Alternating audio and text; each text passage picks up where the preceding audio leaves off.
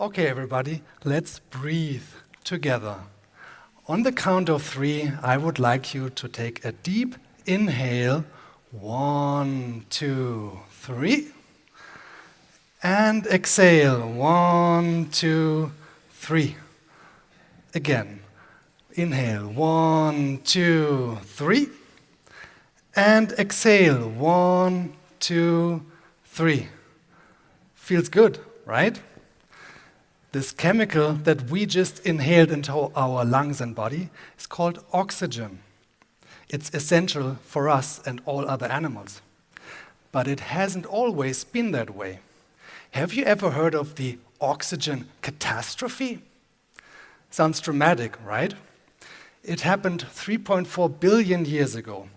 Earth experienced something that caused 90% of all species to disappear. That's right, the world's first mass extinction. The oxygen catastrophe had to do with the invention of natural photosynthesis. Who remembers learning about photosynthesis in biology class? Good, very good students. If you don't remember, photosynthesis is a process in which sunlight is used to convert lifeless stuff, water and CO2, into the building blocks of our lives, oxygen and glucose or sugar. Here's the wild part.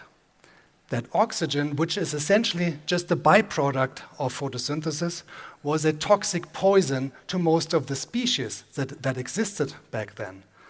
So they had a choice: adapt or die. And many didn't make it. But some did. And that's why we and you are here today. So sometimes things that may seem like a major catastrophe can open up brand new opportunities at last. Take our world today. We're facing something that many people believe to be the next big catastrophe, that is climate change or global warming. And by the end of this talk, you'll see how hydrogen can play a huge role to fight climate change. What causes global warming? Burning fossil fuels, oil, gas, and coal. They're cheap and there's a lot of them, so we use them all the time. Like today, you probably had a nice warm shower in the morning, then hopped into your car, bus, or the subway to the TEDxNuremberg conference, of course. And here we are, sitting in this nice, cozy, warm room while it's cold outside. All of this is possible by fossil fuels. In today's energy mix, fossil fuels contribute to about 85% of all energy. But what are these fossil fuels? How were they made? That's fascinating. Fossil fuels are the remains of dead plants and animals that existed millions of years ago.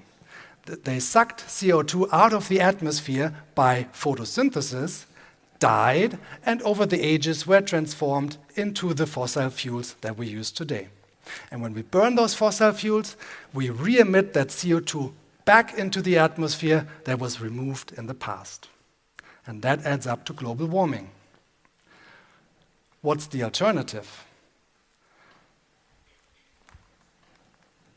That's where artificial photosynthesis comes in. In artificial photosynthesis, we split water into its building blocks, oxygen and hydrogen. How do we do that? We use renewable energy produced by, for example, solar, wind, and water power. That renewable energy is used as the energy source to split that water.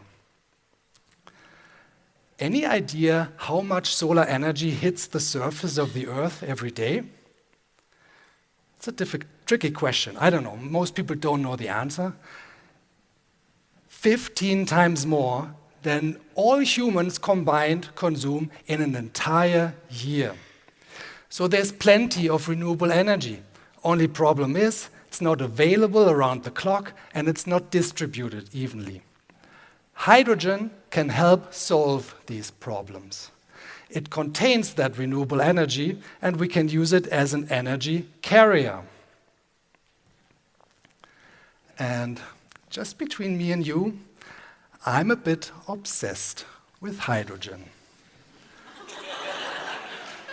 That's me lovingly gazing at a small-scale device that's used for hydrogen production.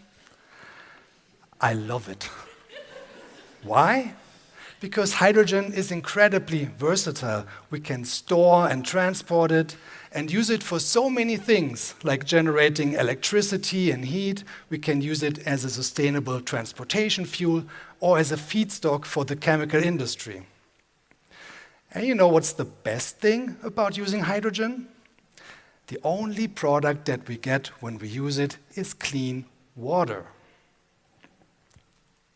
So let's talk more about hydrogen. I'm a professor for hydrogen infrastructure here in Nuremberg.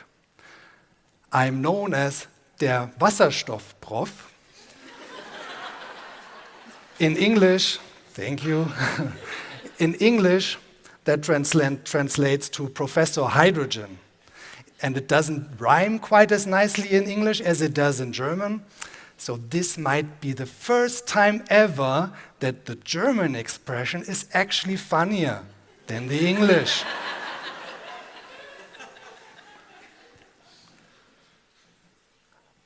I get to spend my days talking to all kinds of interesting people, business leaders, politicians, fellow scientists, students, about how hydrogen can change the world. And you know what's a typical first reaction that I oftentimes get when I bring up hydrogen? Oh my God, it's super dangerous, it can explode, right? I'm here to clear things up. And what I would like to do with you today is bust some of the biggest myths surrounding hydrogen. Whew, it's bright. Myth number 1, hydrogen is too dangerous. People hear hydrogen and their minds go straight to two things. It's the Hindenburg disaster or the hydrogen bomb. Let's talk about the Hindenburg, the largest Zeppelin that was ever built. The Hindenburg was filled with hydrogen, a gas that is lighter than air. And the difference in density between those two gases is what lifted this giant up into the sky. You probably heard about the tragedy that occurred in 1937 when the Hindenburg exploded in New York. But what happened? Why did it explode? Hydrogen is a combustible gas. Probably there was a leak in the Zeppelin's outer shell which allowed hydrogen to escape. Then, with a spark, likely caused by an electric discharge, that hydrogen ignited, and thus creating that catastrophe. But here's the thing. We all use combustible gases almost every day. Think about it. Lots of people have natural gas heaters at their homes. We use natural gas to cook. Just like hydrogen, natural gas has its risks. But we've perfected the technologies and standards how to handle these types of gases for a long time already, for close to a century. And now we just need to build on that existing know-how and technology and apply it for hydrogen. And the hydrogen bomb?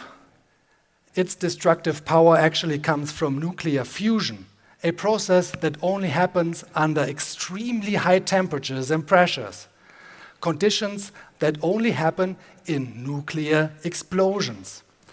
The hydrogen bomb has nothing to do with how we use hydrogen in our lives. Hydrogen is too dangerous? Busted. Its reputation is a lot worse than the reality.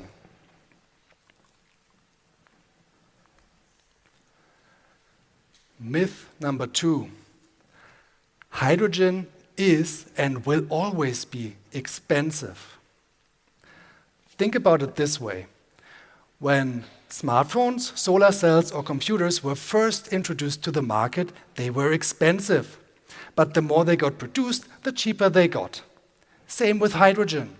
The technology to produce hydrogen by artificial photosynthesis is just now beginning to be implemented. The more hydrogen gets produced, the cheaper it'll get, and that's it. Easy. Second, what if I told you that renewable electricity in a sunny place, like in the Mediterranean region, costs 2 to 2.5 times less than it costs in a cloudy place, like Germany? Remember, we need that electricity to produce hydrogen by artificial photosynthesis. The reason for the lower cost is that a solar cell in a sunny place produces 2 to 2.5 times more electricity per year than it does in a cloudy place. And that's why renewable electricity and the hydrogen produced from it can be cheap. Now we just have to get that hydrogen from there to here. How do we do that? That's where hydrogen transportation comes in.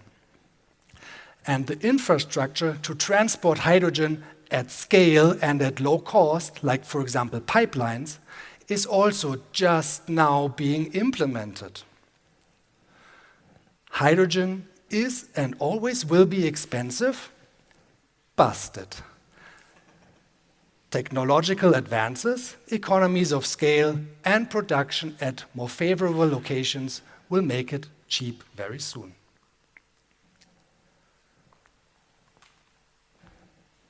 Myth number 3, hydrogen is bad for the environment. Some people actually say that hydrogen is bad for the environment because it wastes too much water to produce it. Truth is, we get that water back at the end of the cycle, as I explained to you earlier, so no water is wasted. Other people say that hydrogen production has a massive CO2 footprint. But that is only true for the old hydrogen produced from fossil fuels, how it is produced today, unfortunately, and how it was produced in the past. For the new hydrogen produced by artificial photosynthesis, about which I'm talking about here, that is not true. Hydrogen is bad for the environment? Busted.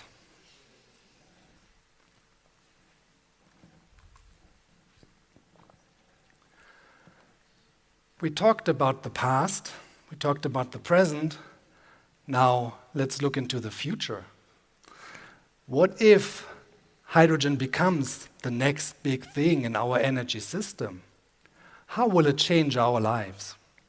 I would like you to close your eyes for a moment. Now open them. And welcome to December 8th, 2044, 20 years from now.